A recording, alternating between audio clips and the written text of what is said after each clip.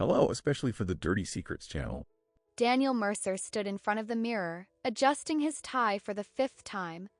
The rehearsal dinner was in 3 hours, and his hands wouldn't stop trembling.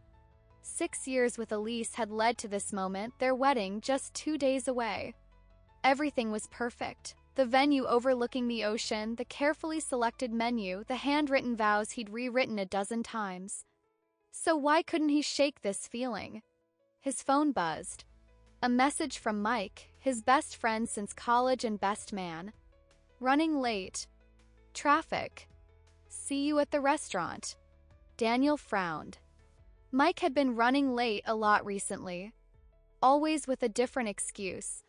The bachelor party had been surprisingly subdued, with Mike disappearing halfway through, claiming a work emergency. He picked up his phone to respond when a notification popped up. A photo Elise had been tagged in on social media. It was innocent enough, her and her bridesmaids at the final dress fitting. But something in the background caught his eye. A jacket draped over a chair. One he recognized. Mike's jacket. Daniel zoomed in, squinting. Maybe he was mistaken. But no, it was definitely Mike's. The same one he'd complimented when Mike first bought it 3 months ago. Why would Mike's jacket be at Elise's dress fitting? He murmured to himself. Then he shook his head, laughing at his own paranoia. Mike and Elise were friends too. Maybe he'd lent it to her on a chilly evening. Maybe it wasn't even his jacket. Daniel set the phone down and went back to his tie. The doubt, though, had taken root. "You were amazing tonight," Daniel whispered, pressing a kiss to Elise's temple as they lay in bed after the rehearsal dinner. She smiled, eyes still closed. "Just want everything to be perfect." "It will be." He traced patterns on her bare shoulder. Although Mike seemed distracted, her body tensed slightly under his touch. "Did he?" "Yeah." Kept checking his phone. "And he barely talked to me all night." Elise turned to face him, her expression too carefully neutral. "He's probably just busy with work. You know how he gets." "True." Daniel hesitated. "Speaking of work, how was your meeting yesterday?" "The one that ran late?" The smallest flicker of something, worry maybe, crossed her face before she answered. "Boring. Just finalizing the Thompson account before the wedding." He nodded, remembering how he'd tried to reach her between 2 and 5 p.m. Her phone had gone straight to voicemail. When she'd finally called back, she'd mentioned poor reception in the conference room. But Daniel had called her office too, and her assistant had said she'd left early for a personal appointment. The night before, Daniel had dismissed it. Now, with Mike's strange behavior and the jacket in the photo, a cold, unwelcome thought began to form. "I'm so lucky," Elise murmured, already drifting off to sleep. Daniel stared at the ceiling, unable to close his eyes. "Yeah," he whispered. "Lucky." Daniel woke before Elise the next morning. She was beautiful in the soft dawn light, her dark hair spread across the pillow, her lips slightly parted in sleep. In less than 36 hours, she would be his wife. The thought should have filled him with joy. Instead, a gnawing uncertainty had settled in his stomach. He slipped out of bed and headed for the shower, pausing when he noticed Elise's phone on the nightstand, its charging light blinking. He never checked her messages, trusted her completely. But the doubt wouldn't leave him. Just one look, he told himself, to prove he was being ridiculous. He picked up her phone. The screen was locked, but a notification was visible. "Mike, we need to talk before tomorrow. Meet me at our..." Preview ended there. "Our what?" "Our place?" Daniel tried to unlock the phone but couldn't guess her passcode. He set it down carefully, his heart pounding. There could be a dozen innocent explanations. Wedding details. A surprise they were planning. But why our place? Mike and Elise didn't have places. They had Daniel's place. Their shared apartment. His and Elise's. When Elise woke 20 minutes later, Daniel had already dressed and made coffee, his face a carefully composed mask of calm.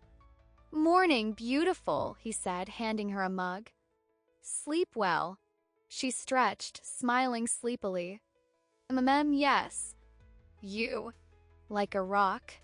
The lie came easily. "Hey, I was thinking of grabbing lunch with Mike today. One last best friend hangout before I'm a married man." Elise's smile faltered just for a second. "Oh, that's a great idea. But isn't he busy with the speech? You know how he procrastinates." "I'll text him," Daniel said, watching her face carefully. "Unless you need him for something?" No, not at all." She took a long sip of coffee. "I have that final hair appointment anyway." Daniel nodded slowly. "Right. The hair appointment." Daniel didn't text Mike. Instead, he drove to the salon where Elise was supposedly having her hair appointment. He parked across the street, feeling both ridiculous and sick with worry. At 1:30, he watched as Elise pulled into the parking lot. She checked her makeup in the rearview mirror, then walked inside. He waited 15 minutes, then called the salon. "Good afternoon, Bellas. How may I help you?"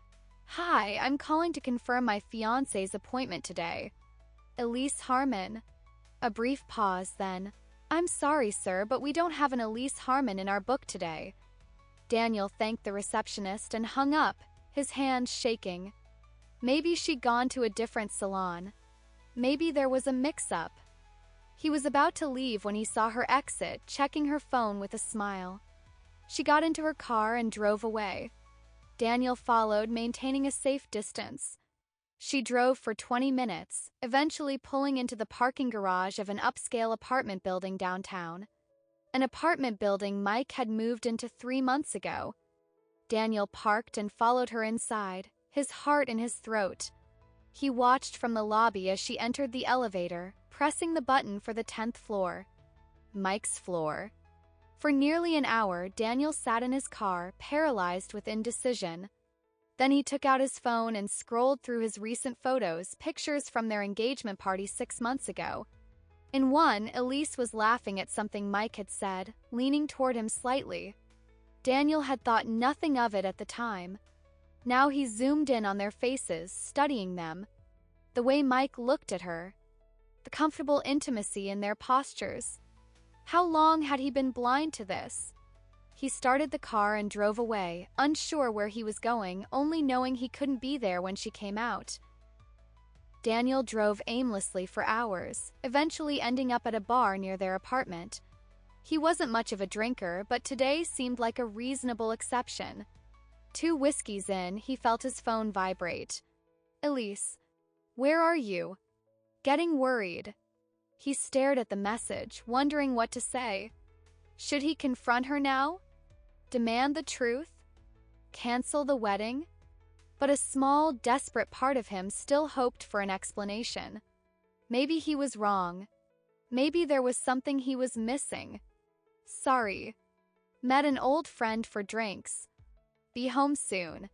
He signaled for the check when someone slid onto the bar stool beside him. Rough day. Daniel turned to see Sarah, Elise's maid of honor and oldest friend. Her expression was sympathetic, but there was something else there too. Knowledge. "You could say that," he replied cautiously. Sarah ordered a vodka tonic, then turned to face him.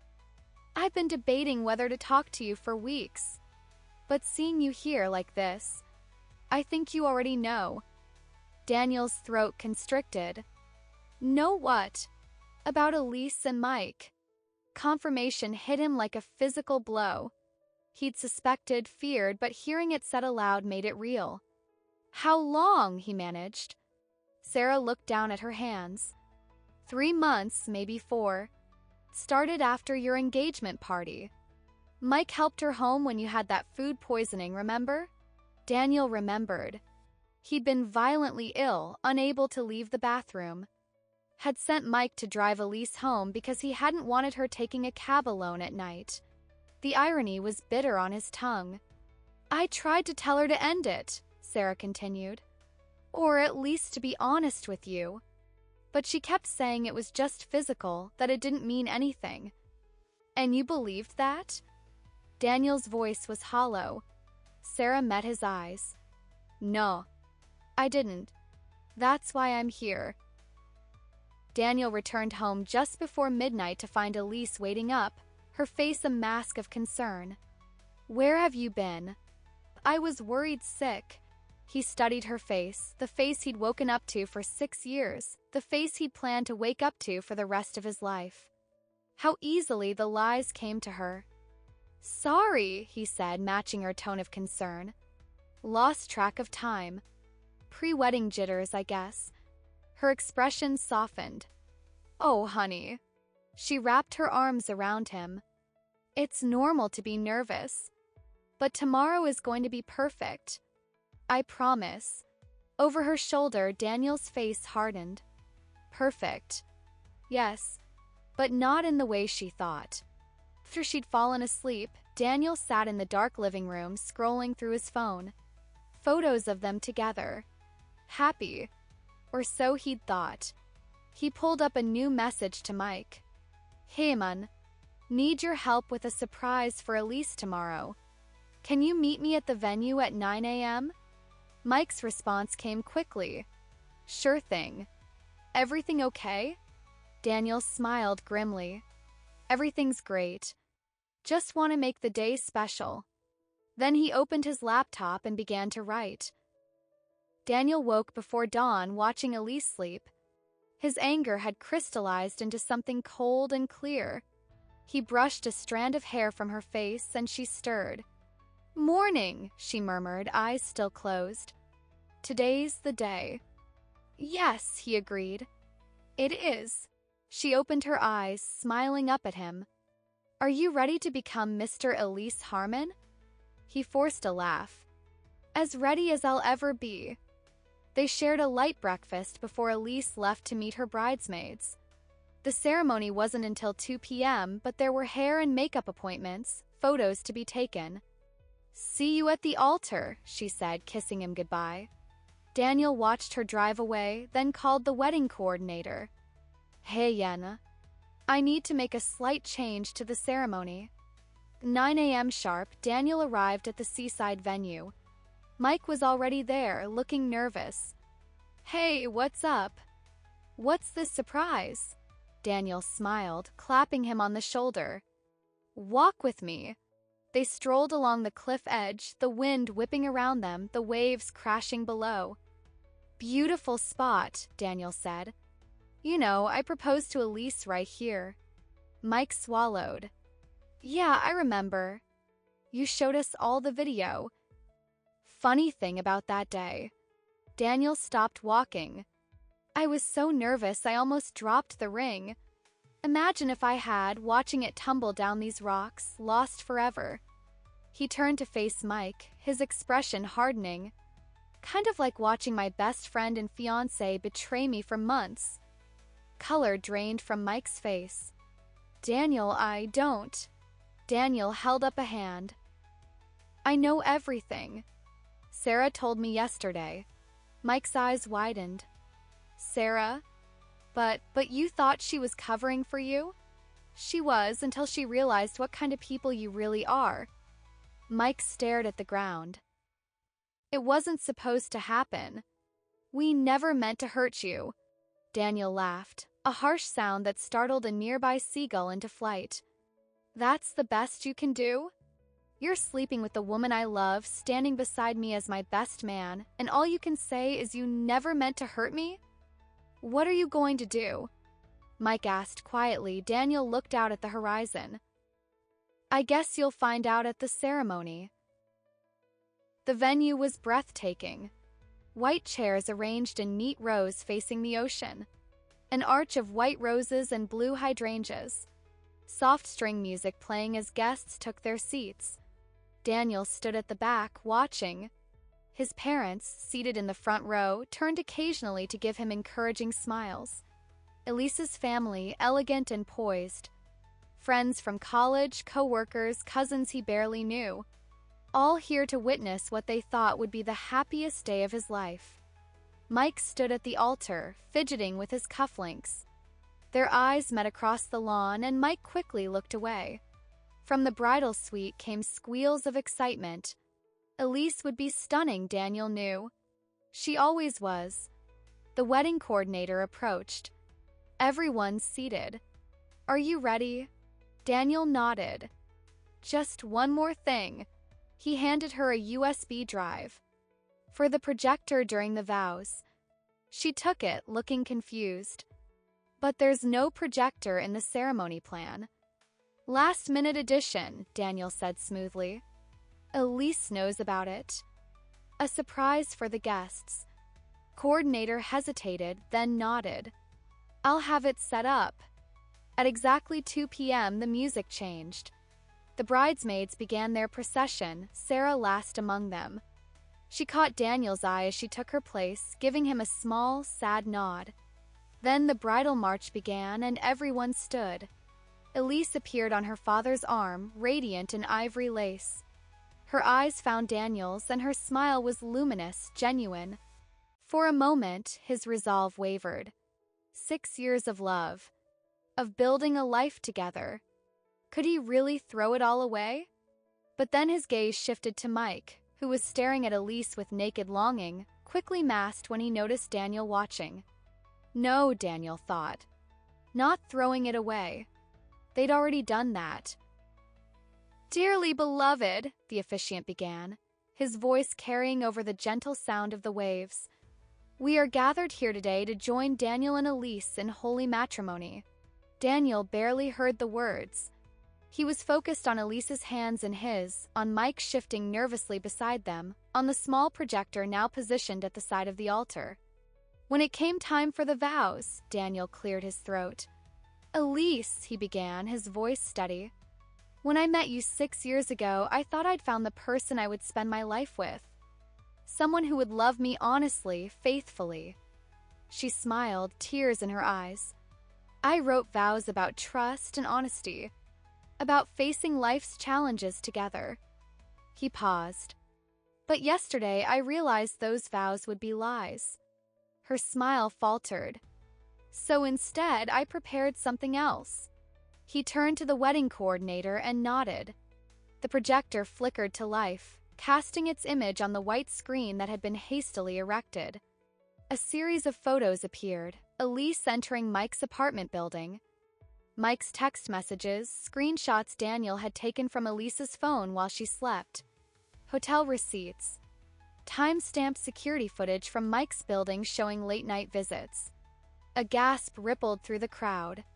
Elise's hand flew to her mouth, her face draining of color. "Daniel," she whispered. "Please, I tried to figure out why," he continued, his voice breaking for the first time. "What I did wrong. Whether I could forgive you. But then I realized something important." He looked out at their assembled friends and family, many now shifting uncomfortably in their seats. "I deserve better than forgiveness. I deserve honesty. I deserve love that doesn't shatter at the first test." He turned back to Elise, whose tears were flowing freely now. "So no, I won't be marrying you today. Or ever." Daniel stepped back, removed the ring from his pocket, and set it on the officiant's book. Then he turned and walked down the aisle, past the shocked faces of their guests, past his parents' looks of confusion and concern, out into the bright afternoon sun. Behind him, chaos erupted. But Daniel didn't look back. 3 days later, Daniel sat in a hotel room in a city he'd never visited before, staring at his phone. Dozens of missed calls. Hundreds of messages. News of what had happened at the wedding of the year had spread quickly through their social circles. Most were supportive. Some questioned his methods. His mother had left a worried voicemail, asking when he was coming home. Home. The word felt hollow now. A knock on the door startled him. He wasn't expecting anyone. He hadn't told anyone where he was. He opened the door to find Sarah standing there, looking tired but determined. "How did you find me?" he asked, stepping aside to let her in. "Tracked your credit card," she admitted. Perks of being Elise's maid of honor. I knew all the account details for the honeymoon planning. Daniel nodded, too exhausted to be angry. Why are you here? Sarah sat on the edge of the bed. To see if you're okay, and to tell you what's happening back home. I don't care. Yes, you do. Her voice was gentle but firm. Elise is staying with her parents. She's a mess. Mike's moved, no one knows where. Your parents are worried sick. Daniel turned away. They'll get over it. All of them. Including you? Question hung in the air. I don't know, he finally admitted. I thought exposing them would make me feel better. But I just feel empty. Sarah moved to stand beside him at the window. What you did was dramatic but justified. No one blames you, Daniel. But sooner or later, you have to decide what comes next. He looked at her, really looked, for the first time since she'd arrived. Why did you tell me? About them? You've been Elise's friend since childhood. Sarah's expression hardened. Because it was wrong. 'Cause you deserved to know. And because... She hesitated. Because I've seen what secrets and lies can do to people. My parents' marriage fell apart the same way. Daniel nodded slowly. Thank you. For being the only honest person in this mess. So what now? She asked. You can't hide in hotel rooms forever. He turned back to the window, watching the city lights come on as dusk fell. No, he agreed. I can't. 1 month later, Daniel stood on the same cliff where he'd confronted Mike, watching the sun set over the ocean. The breeze was cooler now, autumn approaching. He'd returned home 2 weeks after the wedding that wasn't. Faced the gossip, the pitying looks, the awkward conversations. Moved into a new apartment. Started therapy. It wasn't easy. Some days, the anger threatened to consume him. Other days, he missed Elise with an intensity that left him breathless. But slowly, gradually, he was rebuilding. His phone buzzed. A message from Sarah. Still on for dinner tonight? He smiled, typing back a confirmation. They'd been meeting weekly, just as friends, both careful to keep appropriate boundaries. She'd become a surprising source of strength. As he pocketed his phone, he noticed a couple further down the path, heads close together, hands entwined. For a moment, his chest tightened. Then he took a deep breath and turned away. Their happiness wasn't his concern anymore. He'd received a letter from Elise a week ago, pages of apologies, explanations, pleas for forgiveness. He'd read it once, then filed it away. Maybe someday he'd respond. Maybe not. Mike had tried to call once. Daniel had let it go to voicemail. Whatever excuses or justifications his former friend had, Daniel wasn't ready to hear them. Some betrayals cut too deep for easy forgiveness. But standing here, watching the waves crash against the rocks below, Daniel felt something he hadn't expected: peace. Not complete, not perfect, but growing. He'd loved. He'd lost. He'd survived. And tomorrow, he would wake up and continue the most important journey, the one back to himself. Daniel turned and walked back toward his car, leaving the sunset behind him. Ahead, the first stars were beginning to appear in the darkening sky. New light. New possibilities.